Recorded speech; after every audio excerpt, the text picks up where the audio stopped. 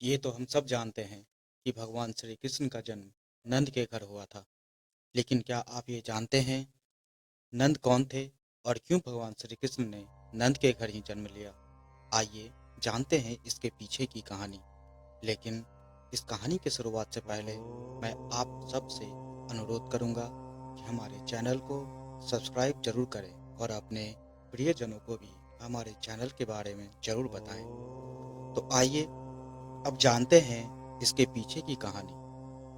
इसकी शुरुआत होती है उज्जैन से। उज्जैन नगर में एक राजा था जिनका नाम था चंद्रसेन। राजा चंद्रसेन के एक मित्र थे जिनका नाम था मणिभद्र। मणिभद्र भगवान शिव के मुख्य सेवक थे।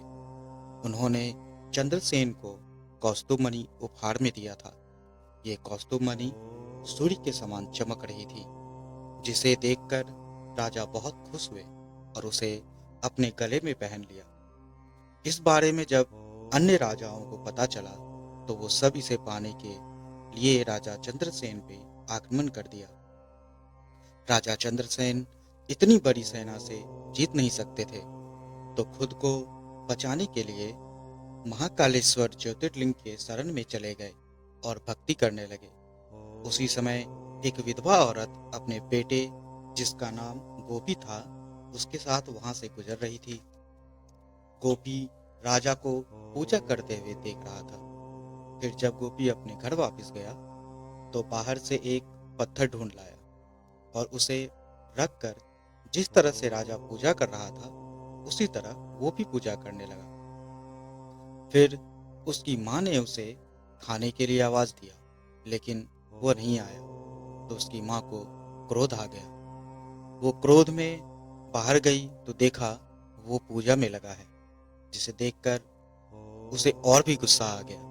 वो गोपी को खींच के अंदर ले गई और पत्थर को भी फेंक दिया, जिसे देखकर गोपी को बहुत बुरा लगा और शिव जी का नाम लेते हुए वहीं बेहोश हो गया। अपने बेटे का ये हालत देखकर माँ भी रोने लगी और वो भी वहीं बेहोश हो गई। थोड़ी देर बाद जब गोपी को होश आया तो वो खुद को भगवान शिव के मंदिर में पाया। ये देखकर उसे बहुत आश्चर्य हुआ। फिर वो शिव जी का नाम लेते हुए अपने घर को चला गया। घर पहुंचकर उसने देखा कि जो घर पहले टूटा फूटा हुआ था अब वो एक सुंदर महल में बदल गया है और उसकी माँ सुंदर कपड़े पहने हुए रत्नजड़ित पलंग पर सो रही थी। उसने अपनी माँ को जगाया। जागने पर जब उसने ये देखा तो बहुत खुश हो गई। दूसरी ओर राजा चंद्रसेन का जब पूजा समाप्त हुआ तो उसे सब कुछ पता चल गया। वो अपने मंत्रियों के साथ गोपी के पास पहुंच गया और उसके लिए उत्सव किया। धीरे धीरे ये बात पूरे नगर में फैल गई और उनके दुश्मनों को भी ये बात पता चल गया। जब उन्हें ये पता चला तो ये समझ गए कि उज्जैन पर भगवान शिव का विशेष आशीर्वाद है, इसलिए वो इस राज्य को जीत नहीं सकते। तो उन्होंने मिलकर दोस्ती का हाथ बढ़ाया। दोस्ती के लिए वो गोपी के पास उसके घर चले गए। वहां पहुंचकर उन्होंने शिव जी का पूजा किया और फिर राजा से मुलाकात कर उनसे दोस्ती कर ली। तभी वहां हनुमान जी प्रकट हुए। हनुमान जी को देखकर सबने अपना हाथ जोड़ लिया।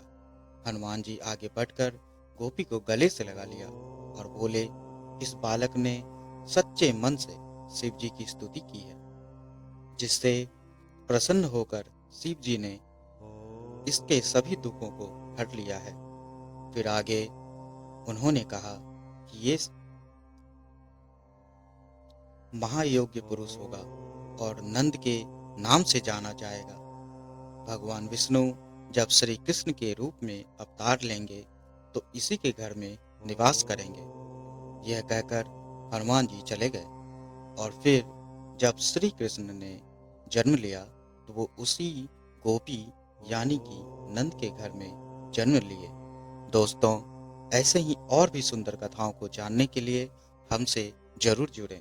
हर हर महादेव।